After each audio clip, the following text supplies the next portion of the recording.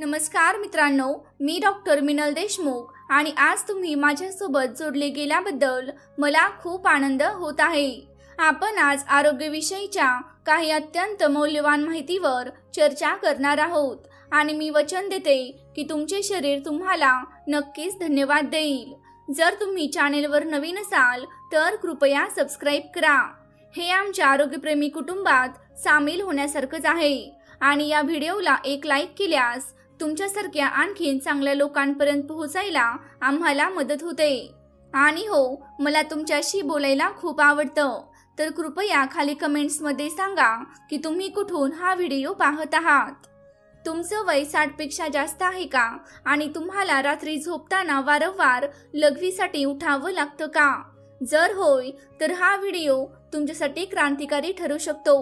अनेक ज्येष्ठ नागरिकांना रात्री 2 ते 3 वेळा उठावं लागतं, ज्यामुळे झोप पूर्ण होत नाही आणि दिवसभर थकवा जाणवतो। पण या सवयी बदलल्यास तुमचं आयुष्य शांत, ऊर्जायुक्त आणि आरामदायक बनू शकतं।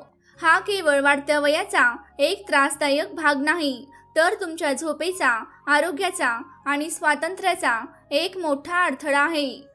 अभ्यासात असे दिसून आले आहे की 78% वयस्कर लोक झोपण्यापूर्वी किमान एक तरी साधी चूक करतात, ज्यामुळे रात्री लघवीला जाण्याची गरज प्रचंड वाटते। पण आज तुम्हाला नक्की काय करणं थांबवायचं आहे हे कळणार आहे, जेणेकरून तुम्ही शांत आणि सलग झोपेचा आनंद घेऊ शकाल। या सततच्या अडथळ्यांमुळे तुम्हाला थकवा, चिडचिड आणि जीवनाचा आनंद घेण्यासाठी कमी ऊर्जा जाणवू शकते। कदाचित तुम्ही दुपारनंतर पाणी पिणे टाळायला सुरुवात केली असेल किंवा रात्रीची झोप नीट होणार नाही या भीतीने सामाजिक कार्यक्रम रद्द केले असतील।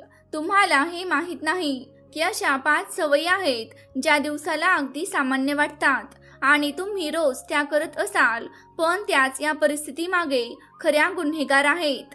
आज मी त्या प्रत्येक सवयींबद्दल आणि त्या कशा सोप्या आणि कायमस्वरूपी दुरुस्त करायच्या हे सांगणार आहे। मी हे शोध तुमच्या समोर उघड करण्यापूर्वी मला तुमच्या समर्थनाची गरज आहे। जर तुम्हाला तुमच्या जीवनशैलीची काळजी असेल आणि रोज ताजीतवाने उठायचे असेल तर त्या लाईक बटनाला नक्की दाबा, सबस्क्राइब करा, जेणेकरून तुमच्या झोपेची दिनचर्या बदलू शकणारे कोणतेही शोध तुम्ही चुकवणार नाहीत। आणि मला कमेंट करून सांगा की तुम्हाला रात्री किती वेळा लघवीसाठी उठावे लागते। तुमचं सहभागी होणं आम्हाला हजारो लोकांच्या जीवनात खऱ्या अर्थाने बदल घडवून आणणारी माहिती शोधत राहण्यासाठी नेहमी प्रोत्साहित करतं। बऱ्याच लोकांना हे समजत नाही की रात्री अनेक वेळा लघवीसाठी उठणं, ज्याला वैद्यकीय भाषेत नॉक्टुरिया असे म्हणतात, ही केवळ वाढत्या वयाची नैसर्गिक गैरसोय नाही, तर हे तुमच्या दिनचर्येत काहीतरी असंतुलित असल्याचे लक्षण आहे। आणि या असंतुलनाचे परिणाम तुम्ही कल्पनाही करू शकत नाही इतके गंभीर असू शकतात। वैद्यकीय संशोधन दाखवतं की नॉक्टुरियामुळे होणाऱ्या खंडित झोपेचा थेट संबंध रात्रीच्या वेळी पडण्याचा धोका, हृदय व रक्तवाहिन्यासंबंधी समस्या, आकलनशक्ती कमी होणे आणि अगदी वयस्कर लोकांमध्ये नैराश्य येण्याची आहे। जेव्हा तुम्हाला रात्री अनेक वेळा उठावं लागतं तेव्हा तुमचं शरीर कधीही झोपेच्या खोल टप्प्यापर्यंत पोहोचत नाही, जिथे स्मरणशक्तीचं एकत्रीकरण आणि पेशींची दुरुस्ती होते। याचा अर्थ थकल्यासारखं उठण्याव्यतिरिक्त तुम्ही तुमच्या शरीराला खोल झोपेदरम्यान होणाऱ्या उपचारात्मक आणि पुनरुज्जीवन प्रक्रियांपासून वंचित ठेवत आहात। कालांतराने या दीर्घकालीन कमतरतेमुळे वृद्धत्वाची प्रक्रिया वेगवान होऊ शकते, तुमची रोगप्रतिकारक शक्ती कमकुवत होऊ शकते आणि तुमची एकाग्रता व निर्णय घेण्याची क्षमता कमी होऊ शकते। पण इथे एक चांगली बातमी आहे जी तुमचा दृष्टिकोन बदलेल। बहुतेक प्रकरणांमध्ये वयस्कर लोकांमध्ये नॉक्टुरियाचं कारण गुंतागुंतीच्या वैद्यकीय समस्या नसतात, तर विशिष्ट सवयी असतात ज्या सहजपणे सुधारल्या जाऊ शकतात। झोपेचे वैद्यकशास्त्र आणि वृद्धांमधील मूत्रविज्ञान यामधील दशकांच्या संशोधनातून आम्ही 5 अशा सवयी ओळखल्या आहेत, ज्या दूर केल्यास रात्री लघवीसाठी उठण्याची गरज कमालीची कमी होऊ शकते किंवा पूर्णपणे नाहीशी होऊ शकते। मी आता सांगणार असलेली प्रत्येक रणनीती ठोस वैज्ञानिक पुराव्यावर आधारित आहे आणि हजारो लोकांनी त्यावर चाचणी केली असून त्यांना विलक्षण परिणाम मिळाले आहेत. सवय 1. झोपण्याच्या 3 तास आधी द्रव पदार्थ पिणे. तुम्हाला वाटेल की हे उघड आहे, पण सत्य त्याहून अधिक गुंतागुंतीचं आणि आश्चर्यकारक आहे. बहुतेक लोक झोपण्यापूर्वी फक्त पाणी पिणे टाळण्याची चूक करतात, पण असे पदार्थ आणि पेय खात राहतात ज्यात छुपे द्रव पदार्थ असतात, जे रात्रीच्या झोपेसाठी आणखीन समस्या निर्माण करतात. तुमच्या शरीरात काय घडतं ते खूपच रंजक आहे.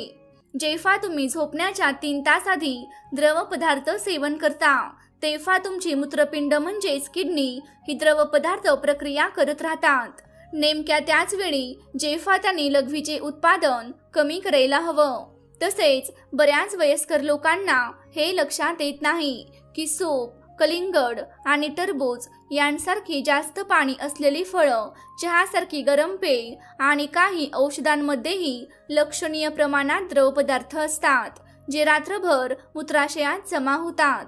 पुण्याच्या 72 वर्षीय मंगलाताईंची प्रेरणादायक कहाणी विचारात घ्या, ज्या अनेक वर्ष रात्री 4 ते 5 वेळा लघवीसाठी उठायच्या. त्यांनी सर्व काही करून पाहिलं होतं. पाणी कमी पिणे, औषध घेणे, अगदी शस्त्रक्रियेचाही वापर केला होता. मंगलाताईंनी मला सांगितलं, मी हताश झाले होते. माझी झोप उडाली होती आणि मला माझ्याच मूत्राशयाची कैदी झाल्यासारखं वाटत होतं.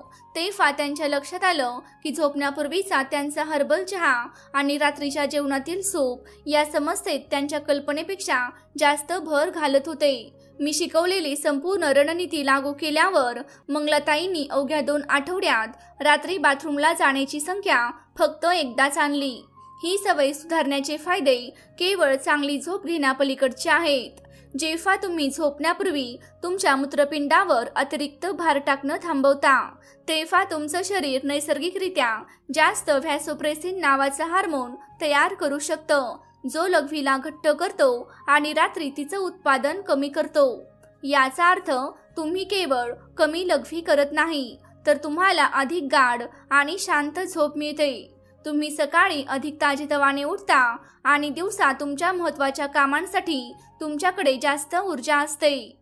हा बदल व्यावहारिक आणि शाश्वतपणे अंमलात आणण्यासाठी तुमच्या नेहमीच्या झोपण्याच्या वेळेच्या 3 तास आधी द्रवपदार्थांसाठी वेळेची मर्यादा निश्चित करा. जर तुम्ही साधारणपणे रात्री 9 वाजता झोपत असाल, तर संध्याकाळी 6 वाजेपर्यंत कोणत्याही प्रकारचे द्रवपदार्थ सेवन करणे थांबवा. यामध्ये पाणी, चहा, कॉफी, ज्यूस, सूप, जास्त द्रव असलेली फळे आणि अगदी आईस्क्रीम, गोडाही यांचा समावेश आहे. ज्या लोकांना हालचाल करण्यास अडचण येते त्यांनी फक्त आपत्कालीन परिस्थितीसाठी किंवा आवश्यक औषधे घेण्यासाठी थोडं पाणी पलंगाच्या शेजारी ठेवावं. जर तुम्हाला मधुमेह असेल किंवा तहान लागणारी औषधे घेत असाल, तर तुमच्या डॉक्टरांशी बोलून द्रवपदार्थ घेण्याची वेळ दिवसाच्या पहिल्या काही तासांमध्ये कशी केंद्रित करता येईल याबद्दल चर्चा करा. मंगलाताईंनी मला काही महिन्यानंतर सांगितलं, एवढ्या साध्या गोष्टीने माझ्या आयुष्यात इतका बदल होईल यावर माझा विश्वासच बसत नाही. मी माझ्या 50शीत जशी झोपायचे तशीच आत्ता झोपते आणि दिवसा माझी ऊर्जा तिपटीने वाढली आहे. माझी नातवंड माझी ऊर्जा पाहून चकित होतात. सवय 2. खूप उशिरा जेवणे आणि लघवी वाढवणारे पदार्थ खाणे. ही एक चूक आहे जी 85% वयस्कर लोक करतात आणि त्यांना हे कळतही नाही की ते स्वतःच्या झोपेत अडथळा आणत आहेत. तुमच्या जेवणाची वेळ आणि तुम्ही दुपारच्या व संध्याकाळच्या वेळी खात असलेल्या विशिष्ट प्रकारच्या पदार्थांचा थेट आणि शक्तिशाली परिणाम तुमच्या रात्रीच्या लघवीच्या प्रमाणावर होतो. जेव्हा तुम्ही झोपण्याच्या अगदी जवळ जेवता, विशेषतः जर त्या जेवणात नैसर्गिकरित्या लघवी वाढवणारे गुणधर्म असलेले पदार्थ असतील, तर तुम्ही तुमच्या मूत्राशयाला रात्री भरण्यासाठी प्रोग्राम करत आहात. टोमॅटो, काकडी, अजमोदा, शतावरी, कलिंगड, कॉफी, ग्रीन टी, चॉकलेट आणि अगदी कोथिंबीर यांसारख्या पदार्थांमध्ये असे घटक असतात जे लघवीचे उत्पादन वाढवतात. समस्या आणखीन वाढते कारण यापैकी अनेक पदार्थ आरोग्यदायी मानले जातात. त्यामुळे लोक ते नकळतपणे खातात आणि नॉक्टुरियाचं दुष्टचक्र तयार करतात. याच्या मागील विज्ञान खूप आकर्षक आहे. तुमच्या पचन संस्थेला जेवण पूर्णपणे पचवण्यासाठी साधारणपणे 3 ते 4 तास लागतात. या प्रक्रियेदरम्यान विशेषतः जेव्हा तुम्ही झोपलेले असता तेव्हा पचनक्रिया मंदावते आणि पदार्थांमधील लघवी वाढवणारे घटक तुमच्या शरीरात जास्त काळ फिरत राहतात, ज्यामुळे मूत्रपिंडावर त्याचा परिणाम दीर्घकाळ टिकतो. या व्यतिरिक्त जास्त सोडियम असलेले पदार्थ जे अनेक वयस्कर लोक जास्त प्रमाणात खातात, त्यामुळे शरीराला दिवसा पाणी धरून ठेवण्यास भाग पाडलं जातं आणि नेमकं तुम्ही झोपायला हवं तेव्हा ते पाणी बाहेर टाकतात. नागपूरचे 68 वर्षीय निवृत्त रमेश राव यांची परिवर्तनाची कहाणी मी तुम्हाला सांगते, जे खाण्याच्या बाबतीत खरे निशाचर होते. रमेश रावांना रात्री 8:30 वाजता जेवणाची आणि अनेकदा 9:30 वाजता नाश्ता करण्याची सवय होती, ज्यात नेहमी ताजे टोमॅटो, काकडी आणि पचनासाठी ग्रीन टी यांचा समावेश असे. त्यांनी मला माझ्या समोर कबूल केलं. मी रात्री 3:30 आणि 5:30 वाजता लघवीसाठी न चुकता उठायचो. मला वाटलं हे फक्त वाढत्या वयामुळे आहे, पण दिवसा मला झोंबीसारखं वाटत होतं. त्यांच्या जेवणाची वेळ संध्याकाळी 6:30 वाजता आणल्यावर आणि दुपारी 4 नंतर लघवी वाढवणारे पदार्थ बंद केल्यावर रमेश रावांनी फक्त 10 दिवसात एक मोठा बदल अनुभवला. ते रात्री फक्त एकदाच उठू लागले आणि 3 आठवड्यानंतर ते कोणत्याही अडथळ्याशिवाय सलग 6 तास झोपू शकले. या बदलाचे फायदे खोल आणि बहुआगामी आहेत. जेव्हा तुम्ही तुमच्या जेवणाला तुमच्या शरीराच्या नैसर्गिक पद्धतीशी जुळवून देता तेव्हा तुम्ही केवळ नॉक्टुरिया कमी करत नाही, तर पचनाची गुणवत्ता लक्षणीयरित्या सुधारता, गॅस्ट्रोएसोफेजल रिफ्लक्स कमी करता, ज्यामुळे झोपेत अडथळा येऊ शकतो आणि तुमच्या चयापचय क्रियेला रात्री अधिक कार्यक्षमतेने काम करू देता. अनेक लोक सकाळी उठल्यावर सूज कमी झाल्याचे आणि अधिक हलकं व उत्साही वाटत असल्याचे सांगतात. ही रणनीती व्यावहारिकरित्या लागू करण्यासाठी झोपण्याच्या किमान 4 तास आधी जेवणाचा नियम करा, शक्यतो संध्याकाळी 5:30 ते 6:30 या दरम्यान. झोपेसाठी अनुकूल पदार्थांची आणि रात्रीच्या शत्रूंची यादी तयार करा. मित्रांमध्ये कमी चरबीचे मांस, भात, रताळे, केळी, ओट्स आणि ब्रोकोली व गाजर यांसारख्या भाज्यांचा समावेश आहे. शत्रूंमध्ये मी आधी नमूद केलेले सर्व लघवी वाढवणारे पदार्थ आणि मद्यपेये आहेत, जे सुरुवातीला तुम्हाला झोप आणू शकतात, पण नंतर वारंवार जाग आणतात. जर तुमच्याकडे वेळेची मर्यादा असेल किंवा जेवणासोबत घ्यायची औषधे असतील, तर तुमच्या डॉक्टरांशी बोलून उपचारांशी तडजोड न करता तुमची दिनचर्या कशी समायोजित करायची यावर चर्चा करा. रमेश रावांनी अलीकडेच मला सांगितलं, मी माझं अन्न आणि झोपेशी असलेलं नातं पूर्णपणे बदललं आहे. आता मी संध्याकाळी 6 वाजता राजासारखं जेवतो आणि बाळासारखं झोपतो. माझी पत्नी प्रभावित झाली आहे आणि मला 10 वर्षांनी तरुण झाल्यासारखं वाटतं. सवय 3. झोपण्यापूर्वी फक्त सुरक्षिततेसाठी बाथरूम वापरणे. ही सवय एक हुशार रणनीती वाटू शकते, पण खरं तर हा सर्वात धोकादायक सापळा आहे, जो वयस्कर लोकांना नॉक्टुरियाच्या चक्रात अडकवून ठेवतो.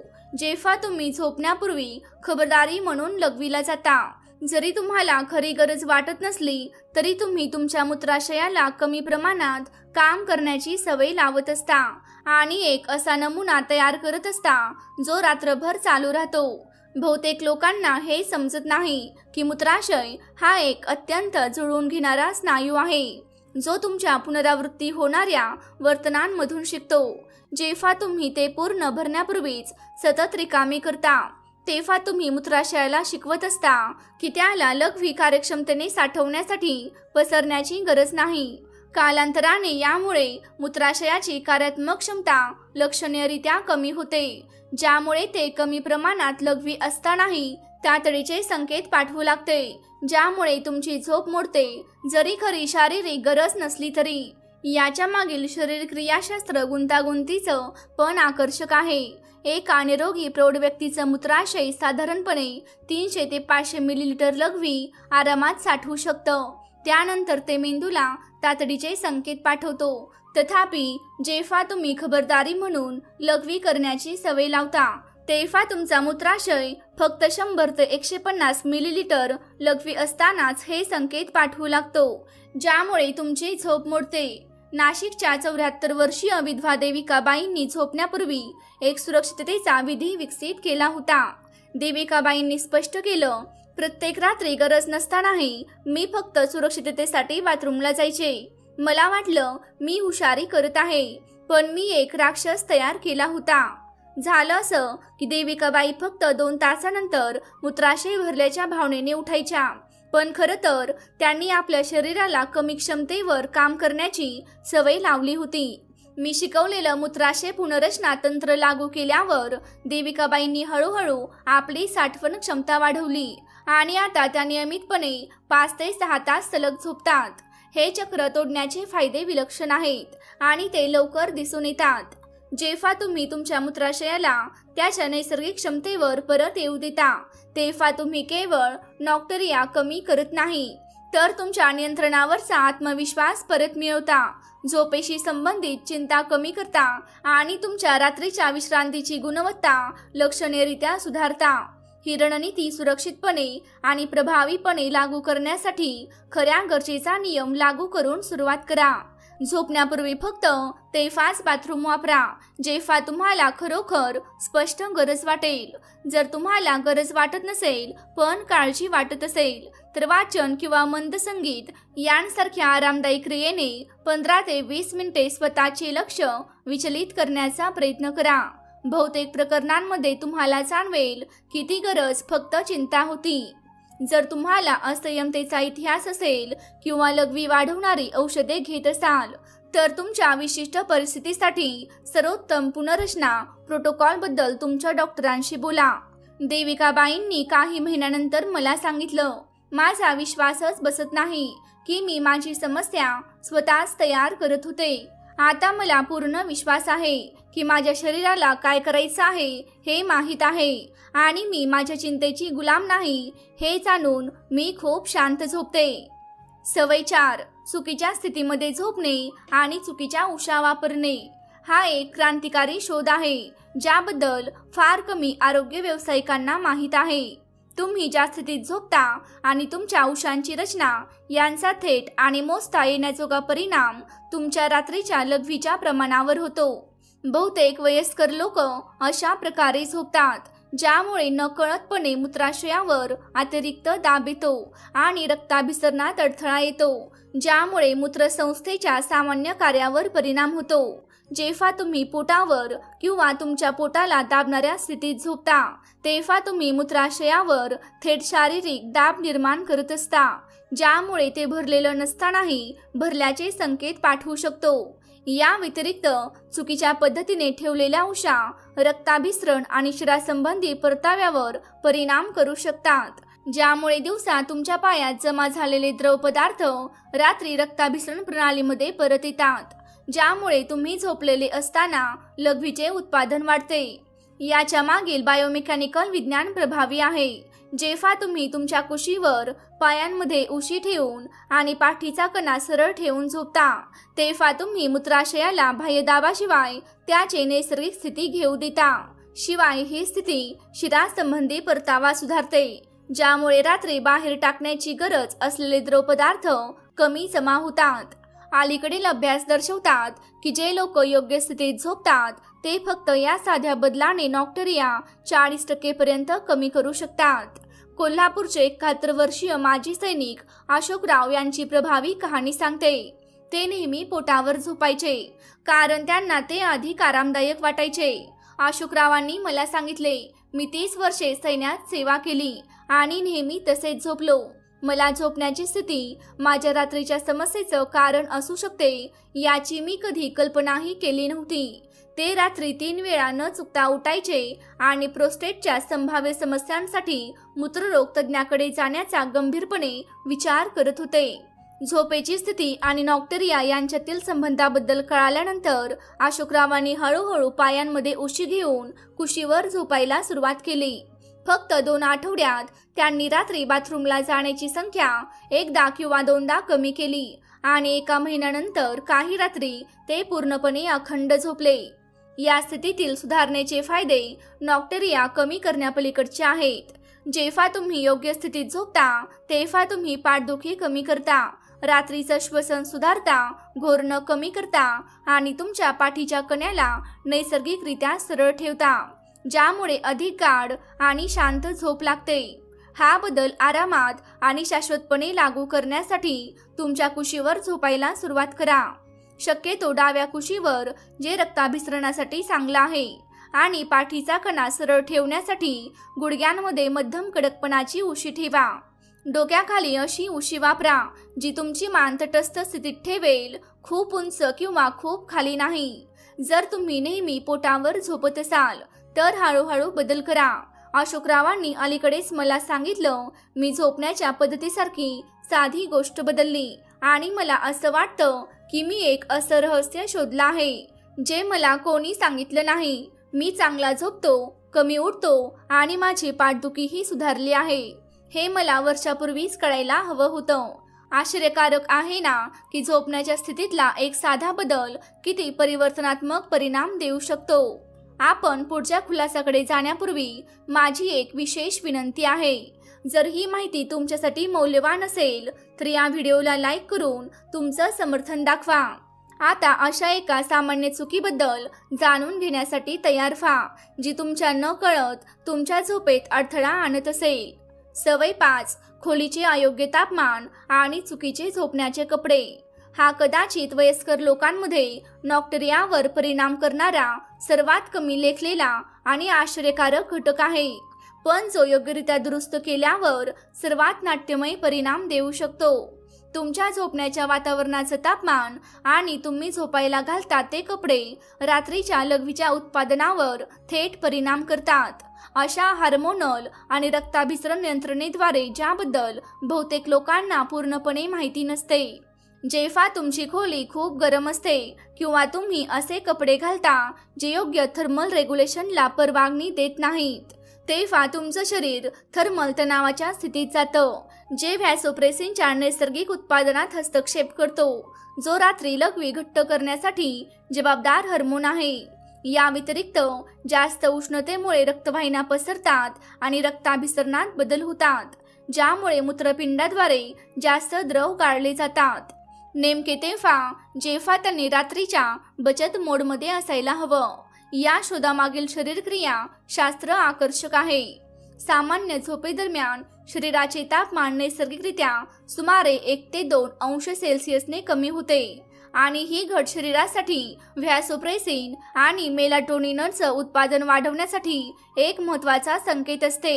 जेव्हा वातावरण खूप गरम असतं, 26 अंश सेल्सिअसपेक्षा जास्त, किंवा तुम्ही असे कपडे घालता जे या नैसर्गिक नियंत्रणात अडथळा आणतात, तेव्हा तुम्ही एका मूलभूत उत्क्रांती प्रक्रियेत हस्तक्षेप करत असता जी रात्रीच्या लघवीच्या उत्पादनावर नियंत्रण ठेवते। अभ्यास दर्शवतात की जे लोक 24 ते 26 अंश सेल्सिअस दरम्यानच्या नियंत्रित वातावरणात झोपतात ते नॉक्टेरिया 50% कमी करू शकतात। मुंबईच्या 69 वर्षीय निवृत्त शिक्षिका नलिनी यांची परिवर्तनात्मक कहाणी यावर उत्तम उदाहरण आहे। त्या 5 वर्षांपासून नॉक्टेरियाशी झुंजत होत्या। नलिनींनी मला सांगितलं, मला नेहमी उबदार वातावरणात एसी बंद करून आणि जाड फ्लॅनेलचे पायजमे घालून झोपायला आवडायचं, अगदी मुंबईच्या उकाड्यातही। मला वाटलं ही माझी वैयक्तिक आवड आहे। नलिनींना हे माहीत नव्हतं की ही आवड त्यांच्या झोपेत मोठा अडथळा आणत होती। त्या रात्री 4 ते 5 वेळा घामेसून आणि लघवीच्या तीव्र गर्जने उठायच्या। तापमान आणि नॉक्टेरिया यांच्यातील संबंधाबद्दल कळाल्यानंतर नलिनींनी एका शांत बेडरूम एअर कंडिशनरमध्ये गुंतवणूक केली आणि हलके श्वास घेण्यायोग्य सुती पायजमे घालायला सुरुवात केली। परिवर्तन प्रभावी होतं। एका आठवड्यापेक्षा कमी वेळात त्यांनी बाथरूमला जाण्याची संख्या रात्री 2दा कमी केली आणि 3 आठवड्यानंतर काही रात्री त्या पूर्णपणे अखंड झोपल्या। या थर्मल ऑप्टिमायझेशनचे फायदे खोल आहेत आणि आरोग्याच्या अनेक क्षेत्रांमध्ये दिसून येतात। जेव्हा तुम्ही आदर्श तापमानात झोपता तेव्हा तुम्ही केवळ नॉक्टेरिया कमी करत नाही, तर तुम्हाला अधिक गाढ झोप व उत्तम हार्मोनल रेग्युलेशन, रात्रीचा घाम कमी होणे, घोरण्याचे प्रमाण कमी होणे आणि सकाळी अधिक विश्रांती व ऊर्जेची भावना अनुभवता येते। हे ऑप्टिमायझेशन व्यावहारिक आणि आर्थिकदृष्ट्या लागू करण्यासाठी तुमची खोली रात्रभर 24 ते 26 अंश सेल्सिअस या दरम्यान ठेवा। पंखा, एअर कंडिशनर वापरून किंवा हवामान परवानगी देत असेल तर खिडक्या उघड्या ठेवून. सिंथेटिक किंवा खूप जाड कपड्यांऐवजी नैसर्गिक, सुती, लिननचे कपडे वापरा जे श्वास घेण्यास परवानगी देतात. सुती चादरी किंवा नैसर्गिक साहित्य वापरा जे शरीराची उष्णता धरून ठेवत नाहीत. नलिनींनी काही महिन्यानंतर मला सांगितलं, माझा विश्वासच बसत नाही की खोलीच्या तापमानासारख्या साध्या गोष्टीने माझी वर्षानुवर्षे छळणारी समस्या सोडवली. आता मी देवदूतासारखी झोपते, ताजीतवाने उठते आणि दशकांमध्ये जितकं तरुण आणि उत्साही वाटलं नाही तितकं उत्साही वाटतं. माझ्या जीवनाची गुणवत्ता पूर्णपणे बदलली आहे. ही रणनीती खरोखरच परिवर्तनात्मक होती, नाही का? मला कमेंट्समध्ये सांगा. तुम्हाला तापमान आणि झोपेमधील या संबंधाबद्दल माहिती होती का? आता तुम्ही त्या 5 सवयी शोधल्या आहेत ज्या तुमच्या रात्रींमध्ये अडथळा आणत असतील. चला या सर्व बदलांना व्यावहारिक आणि शाश्वतपणे कसे लागू करायचे याबद्दल बोलूया.